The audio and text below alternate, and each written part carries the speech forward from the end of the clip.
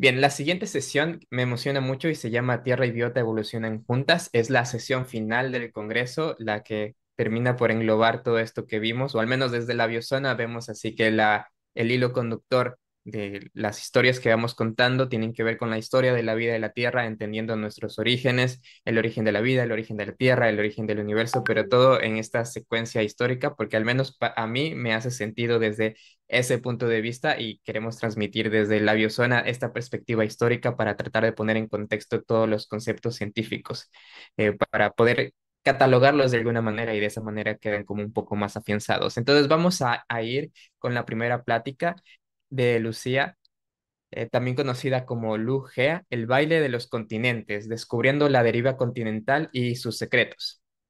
¿Sabías que alguna vez todos los continentes estuvieron juntos en un supercontinente? Acompáñanos en un viaje a través del tiempo geológico y conoce la evidencia que respalda la teoría de las placas tectónicas. Lucía es originaria de Uruguay y desde pequeña mostró interés por cómo se habían formado los volcanes, islas y continentes. Fue entonces que decidió inscribirse en la licenciatura en Geología, Facultad de Ciencias de la UDELAR, Uruguay. Además, cuenta con una maestría en Geociencias Integradas del Petróleo obtenida en la Universidad de Alberta, Canadá, y actualmente se encuentra en su segundo año de doctorado en la misma Universidad de Canadá. Y bueno, Diosonito te deja el estrado para que hables con nuestra audiencia. Todo tuyo, Lucía. Bueno, muchas gracias, Pablo. Voy a compartir. Mm, ¿Ahí se ve mi presentación? Sí, Sí.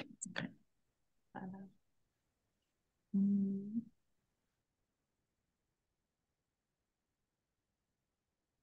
¿Ahí se ve grande? sí, ya le vemos Ok, pantalla completa. ok. Bueno, gracias, Pablo, y gracias a todos por estar acá. Y como bien Pablo decía, hoy voy a presentar un poco de qué es la deriva continental, de las placas tectónicas y todo lo que viene atrás de estas teorías. Bueno, primero que nada, me gustaría comentar que esta charla vamos a intentar responder cuáles son los procesos que pasan dentro de la Tierra y por qué es importante estudiar la dinámica de la Tierra.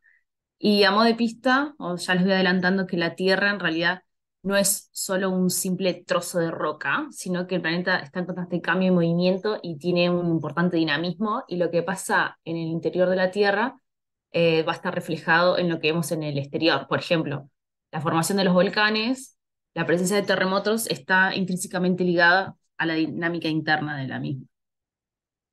Bueno, primero vamos a conversar un poco de cuál es la estructura de la Tierra y de las clasificaciones. Hay dos grandes clasificaciones. Una es en base a la composición de las diferentes capas, y otra es en base a la mecánica de la misma, que esta la vamos a ver más adelante. Así que ahora nos vamos a enfocar en la composición de las capas. Y esta clasificación divide la Tierra en tres grandes capas. Una es la corteza, luego otra es el manto y otra es el núcleo. Y en esta imagen acá vemos que el radio de la Tierra es de 6.371 kilómetros aproximadamente. O sea, desde la superficie, donde estamos nosotros, hacia el centro del núcleo. Y esta clasificación, como mencioné, va a dividir a la Tierra en una corteza, que es esta capa de acá, que es la capa más superficial de la Tierra, y está compuesta por material rocoso. Asimismo, tenemos una subclasificación dentro de la corteza, que es una parte que se llama corteza continental, que se refiere a la parte, a grosso modo, del continente, o sea, donde nosotros estamos parados actualmente, que tiene una profundidad de 35 kilómetros y una composición de rocas graníticas. Mientras que existe otra corteza que se llama corteza oceánica, que, como el nombre lo denota, corresponde a donde están los océanos y tiene una profundidad aproximada de 7 kilómetros y está compuesta por otro tipo de roca diferente que se llama basalto. Bueno, debajo de la corteza vamos a encontrar el manto, que hay un cambio en la composición química desde la corteza hacia el manto y la roca que va a predominar principalmente en el manto superior se llama periodotita y esta capa del manto es la capa que corresponde al mayor porcentaje de volumen de la Tierra con un 82%, y si bien es prácticamente material rocoso, tiene una cierta plasticidad, que esto va a ser importante porque va a permitir que hayan ciertas corrientes ahí. Y bueno, por último, desde los 1900 hacia el centro de la Tierra, vamos a tener el núcleo de la Tierra, que está formada por una aleación de hierro y níquel, y esta capa más externa se llama núcleo externo, la cual está en estado líquido, mientras el núcleo interno está en estado sólido. Bueno, esta es una imagen como para bajar un poco esos conceptos, en donde tenemos la capa donde nosotros vivimos, que se llama la corteza. Luego vamos a tener el manto, el núcleo externo y el núcleo interno en el centro.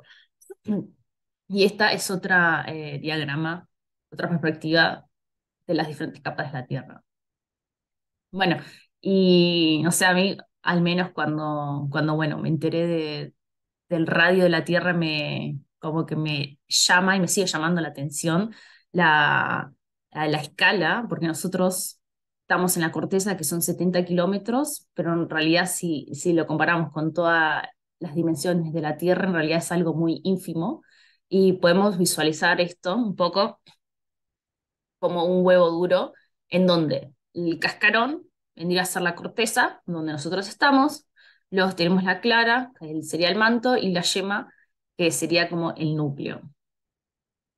Bueno, ahora sí vamos a comentar un poco de la segunda clasificación, que es la clasificación mecánica, en la cual va a dividir a la Tierra en capas que se van a eliminar. Una capa, la más superficial, que se llama litósfera, luego tenemos la astenósfera, mesósfera, y luego, por último, tenemos el núcleo, que es externo e interno. Y en realidad, esto es un poco para comentar las diferencias entre esas dos clasificaciones, el composicional y el mecánico, en el que el mecánico lo que le va a interesar es el estado físico y el comportamiento que tienen esos materiales. O sea, la litósfera en realidad va a corresponder a toda la corteza, tanto continental y oceánica, y a la parte superior del manto. Esto es lo que se denomina la litósfera, que es algo muy importante que vamos a conversar en las próximas slides. Y debajo de esta misma vamos a tener la capa que se llama astenósfera, que si vemos corresponde a esta zona de acá, o sea, al manto, nada más que tiene otro nombre. Bueno, y lo que quiero que todos nos quedemos es que la litósfera tiene un comportamiento rígido, en tanto la astenósfera tiene un comportamiento más plástico. Y la Tierra, la litósfera, va a estar dividida en diferentes placas tectónicas, como vemos acá. Estas placas son móviles y es lo que vamos a conversar. Bueno, tenemos, por ejemplo, nos encontramos bueno, en Sudamérica, la placa sudamericana, luego tenemos la placa de Nazca y diferentes capas. ¿Por qué es importante esto? Porque estas placas hacen a la teoría de la tectónica de placas, la cual fue una teoría unificadora que se originó en los 60. ¿Y qué es lo que dice? Dice que la corteza es dividida en diferentes placas, las cuales se van a deslizar sobre el manto superior. ¿Y por qué se deslizan? Porque están aprovechando la plasticidad de la astenósfera. Como vimos, la astenósfera tiene un comportamiento plástico, en tanto las placas tienen un comportamiento más rígido. Y esta es la teoría que vamos a estar conversando hoy, la cual está basada en dos teorías. Una es la deriva continental, la que fue propuesta por Wegener en 1912, y la otra corresponde a la expansión del fondo oceánico, propuesta por Hess en los 60. Bueno, comenzando por la primera teoría de la tectónica de placas, la deriva continental fue propuesta por Alfred Wegener, quien fue un meteorólogo y geofísico alemán. Y en el 1912 él publica su primer libro, el que se llama El origen de los continentes y océanos, en el cual él va a proponer esta teoría. ¿Qué es lo que dice la deriva continental? Bueno, dice que en el Mesozoico, o sea, hace como 200 millones de años, todos los continentes estuvieron juntos en un supercontinente que él denominó Pangea. Y luego, este supercontinente comenzó a fragmentarse en pequeños subcontinentes y se movieron, o sea, que se desplazaron hasta la posición que vemos actualmente. Esta es la reconstrucción de Pangea, según Alfred Wegener, y él se basó en determinadas evidencias, tanto geológicas, paleontológicas como otras, que es la que vamos a conversar hoy. Bueno, esto es un poco la propuesta que se cree actualmente de cómo fue la partición de Pangea. Acá vemos que hace 250 millones de años todos los continentes estaban juntos. Vemos a América del Sur está unida a África, América del Norte está unida a Europa, y vemos que 50 millones de años luego, o sea, desde el Pérmico hasta el Triásico, que estos son diferentes tiempos geológicos, vemos que ya se comenzó a fragmentar esta Pangea y hay dos otros grandes supercontinentes que capaz han escuchado hablar de Gondwana, acá en el sur, y la Eurasia en el norte. Luego esta fragmentación continúa. En el Jurásico vemos cómo los continentes se van moviendo de lugar, cómo se van desplazando desde el Ecuador. En el Cretácico, o sea, 65 millones de años, vemos que ya se parece un poco más a la configuración actual, hasta esta última imagen que corresponde a la configuración actual. Y en este GIFT de acá vemos cómo fue todo este desplazamiento, desde el Pérmico, o sea, hace 250 millones de años, hasta la actualidad. Bueno, respecto a las evidencias que Wegener propuso, fueron tanto geológicas, paleontológicas, climáticas y de encaje de los continentes. Estas son las principales que vamos a discutir. Y respecto al encaje de los continentes, lo que vio Wegener, utilizando los mapas están en esa época, es que si se unen los bordes de los continentes, vio que encajaban con una gran perfección. Entonces esto fue lo que primero le llamó la atención, cómo Sudamérica y África podían encajar, como Norteamérica con Europa, y así el más fue una de las principales evidencias que él utilizó. Otra evidencia muy importante es evidencias paleontológicas del registro fósil. Lo que vio es que existían tantos fósiles animales como vegetales que estaban en diferentes partes del mundo, en diferentes continentes, con diferencias condiciones climáticas actuales, y él pensó cómo puede ser que estos diferentes animales que vienen en condiciones climáticas específicas estén tanto en Sudamérica, en África, en Antártica y en Australia. Como por ejemplo, él utilizó los registros fósiles de este reptil Mesosaurios, que es un fósil que es de agua dulce, el cual se encuentra tanto en Sudamérica como en África, pero al ser un fósil de agua dulce no puede nadar por aguas saladas como es el Océano Atlántico. Entonces, la única manera que él postula es que, según él, claramente los continentes tendrían que haber estado juntos para que el reptil pueda moverse en agua dulce de un continente al otro. También él utilizó el fósil denominado Glossopteris, el cual es un helecho, que si se quedan a la presentación próxima, don Helecho va a comentar un poco de este tipo de vegetación. Este fósil fue encontrado tanto en Sudamérica, África, India, Antártica y Australia, y actualmente estos continentes tienen condiciones climáticas diferentes, pero esta flora estaba bueno, estamos hablando, está en condiciones climáticas específicas, y también se sabe que la semilla de este lecho es muy pesada, por lo que no puede el viento transportarla. Así que no es que el viento, digamos, transportó una semilla desde Sudamérica hasta el África, eso no es viable según los científicos. Utilizó además evidencias geológicas.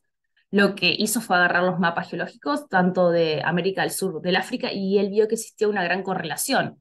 Acá vemos que todos estos son depósitos glaciares, y vio que existe una gran correlación en América del Sur. También tenemos una cadena montañosa acá, y tenemos un granito, un granito es un tipo de roca que es la misma edad, tanto acá, en África, como se puede ver bien la correlación lateral en América del Sur. Además, utilizó evidencias climáticas. Él vio que, si volvemos a todos estos corresponden a depósitos glaciares, y sabemos que actualmente ni esta parte del África ni esta parte de América del Sur actualmente están en condiciones glaciares por lo que él propuso, que cuando estaban juntos el Polo Sur estaba alocado en esa ubicación, y todo esto correspondía a un gran glaciar que formó eventualmente depósitos glaciares. Bueno, él presenta todas estas evidencias, pero fue rechazado por la mayor parte de la comunidad científica debido a que no pudo explicar cuál es el mecanismo que hace que los continentes se muevan, porque en ese entonces no se creía científicamente que los continentes se hubieran movido, sino que creían que los continentes siempre estuvieron en el mismo lugar y estáticos. Varios de los comentarios de los científicos de aquella época fueron atroces, como este que puse acá a modo de ejemplo, que fue un completo disparate todo lo que este científico propuso. No fue entonces hasta el 60, o sea, como más de 20 años, en que se empezó a estudiar un poco más el fondo oceánico con el avance de la tecnología y este científico de la Universidad de Princeton, Hess, en los 60 propuso la expansión del fondo oceánico. Bueno, ¿qué es lo que dice? Dice que en el fondo oceánico hay grietas de la litósfera que se llaman dorsales oceánicas, como por ejemplo la que existe ahora en el Atlántico. En la mitad del Atlántico tenemos una dorsal oceánica y que a través de estas fisuras el material del manto va ascendiendo, como podemos ver en esta imagen. Este es el manto, esta es la fisura de acá, la dorsal, y tenemos este material del manto que va ascendiendo por la fisura. Y en esta fisura, este material del manto va a ir formando fondo oceánico. Esto es lo que se denomina la expansión del fondo oceánico. Entonces, en los 60, Wilson unificó estas dos teorías de la deriva continental y la expansión del fondo oceánico para generar la teoría de la tectónica de placas, que fue lo que comentamos anteriormente. Y bueno, acá tenemos las principales placas tectónicas que existen y lo que se sabe es que los bordes de placas son importantes porque ahí es donde se pueden ver las principales actividades volcánicas y actividades sísmicas también. Y tenemos diferentes tipos de bordes. Este es en el Atlántico. Tenemos un tipo de borde que vamos a conversar después que se llama divergente. Luego acá en toda la parte de América del Sur, como Chile, tenemos un borde que se llama convergente y habrán escuchado de la falla San Andreas, es un tipo de borde transformante.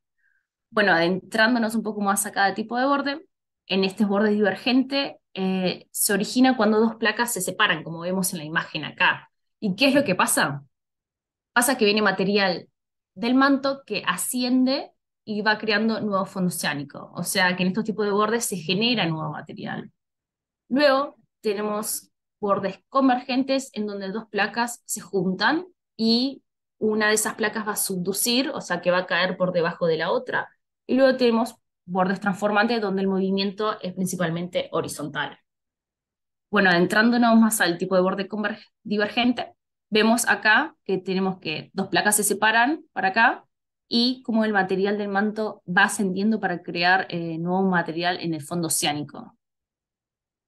Luego, el tipo de borde convergente, como vemos acá, tenemos esta placa que va subduciendo, como ven por acá abajo, y tenemos la otra placa que está ahí. Ese es un tipo de borde convergente que a su vez vamos a tener diferentes tipos, subtipos de bordes convergentes, dependiendo de la naturaleza de esta litósfera. Por ejemplo, tenemos el caso en que tenemos una litósfera oceánica, como viene para acá, que va a subducir y tenemos versus una corteza continental. Así que tenemos como el choque, por así decirlo, de una oceánica con una continental, que esto es lo que pasa en Chile. Luego tenemos en el caso en que tenemos el choque de dos placas que son continentales, que ahí tenemos la formación de montañas, como es lo que sucede en el Himalaya. Luego, por último, vas a tener la colisión de dos placas oceánicas, como es lo que sucede en Japón. Acá tenemos una litósfera oceánica que va subduciendo, pero esta también es una corteza oceánica, y acá tenemos la formación de arcos de islas, como es el caso de Japón. Y bueno, eso era más o menos lo que quería conversar con todos ustedes y que bueno, estudiar la dinámica interna es importante también como prevención de riesgos, porque el hecho de saber en qué tipo de borde nos encontramos ayuda a prevenir ya sea sismos o erupciones volcánicas, entre otros desastres naturales que pueden conllevar a grandes riesgos. Y no sé si tienen preguntas y muchas gracias por escuchar. Muchas gracias, Lu.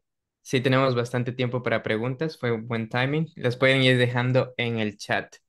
Mientras vienen las preguntas, te puedo hacer una pregunta que la Claro, mencionas en tu plática, sí. pero eh, ¿nos podrías detallar cómo es que se saben estas cosas, cuestiones Por ejemplo, las capas de la Tierra no es como que podamos explorarlas fácilmente. ¿Cómo sabemos que la Tierra está compuesta de esa manera?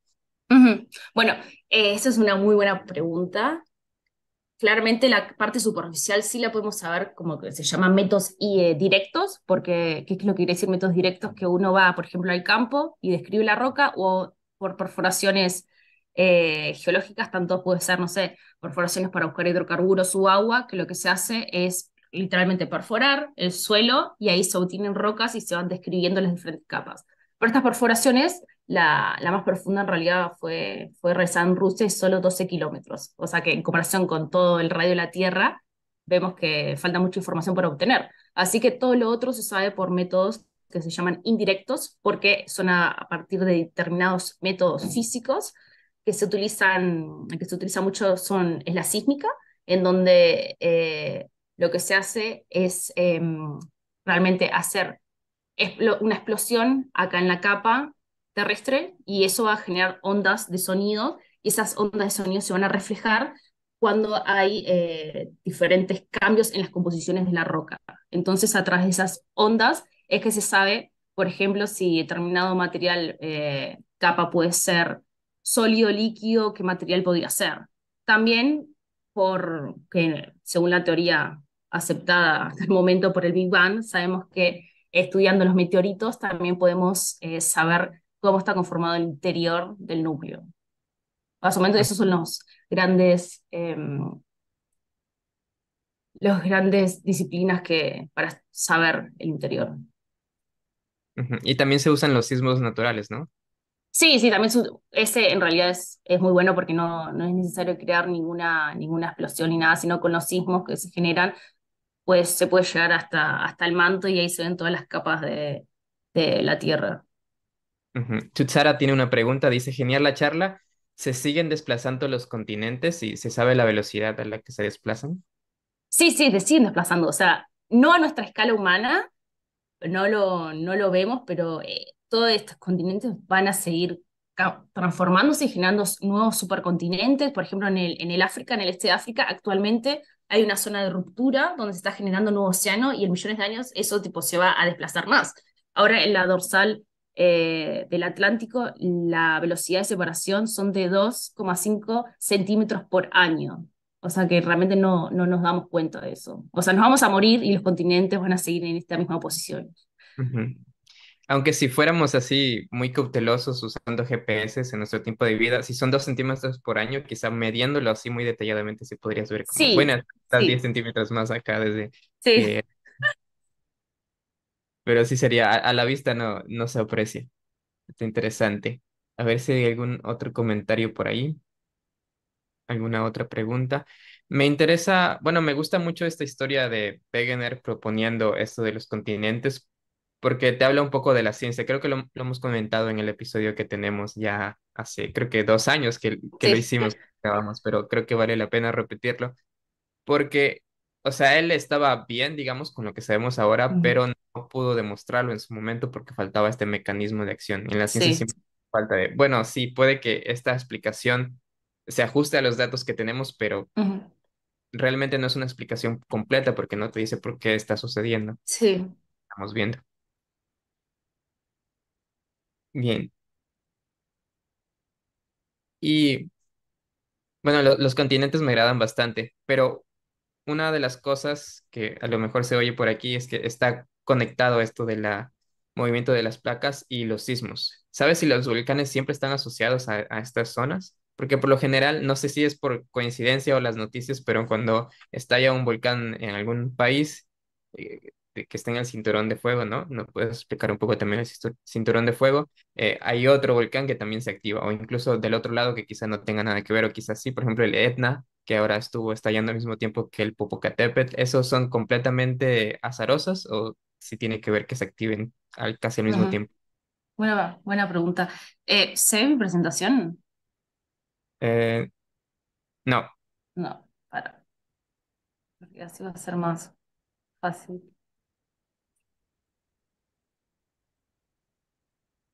¿Ahí? sí, Ok. Sí. Bueno, lo que Pablo está comentando del cinturón de fuego es toda esta zona de acá. en donde es la mayor concentración de volcanes. ¿Y por qué están ahí? En realidad, en toda esta zona de América del Sur, esta placa es Nazca, que la placa oceánica está subduciendo por debajo de esta placa sudamericana, acá, que es esta es la litosfera continental. Y toda en esta zona tenemos la formación de volcanes. Y esta es la conocida como la zona de fuego. Y en realidad esos volcanes están relacionados a esta subducción, pero también tenemos otros volcanes que no están conectados con episodios de subducción, como por ejemplo en Hawái es lo que se denomina un hotspot, que es que tenemos una pluma mantélica en una localidad y esa pluma mantélica está alargando, digamos, manto que va ascendiendo hacia la superficie y formando como volcanes material de nuevo de la corteza, y ese es el ejemplo que tenemos de Hawái. Entonces no es que sí o sí un volcán está asociado a exactamente una zona de subducción. Esa era una pregunta. ¿Me había preguntado otra cosa? Ujú, sí, que sí, era como casualidad que diversos volcanes en el planeta se activen relativamente al mismo tiempo. ¿Es casualidad o...? No sé bien en particular perdón, a qué evento te está refiriendo, pero si no están respecto en la misma Sí, borde, unas digamos en líneas. el mismo borde, sí, sería medio casualidad, pero si están, por ejemplo, un volcán acá y otro acá, están relacionados como al mismo evento de subducción. O sea, depende en dónde es que están ubicados en este mapa de las placas tectónicas. Ujú, depende de la cercanía.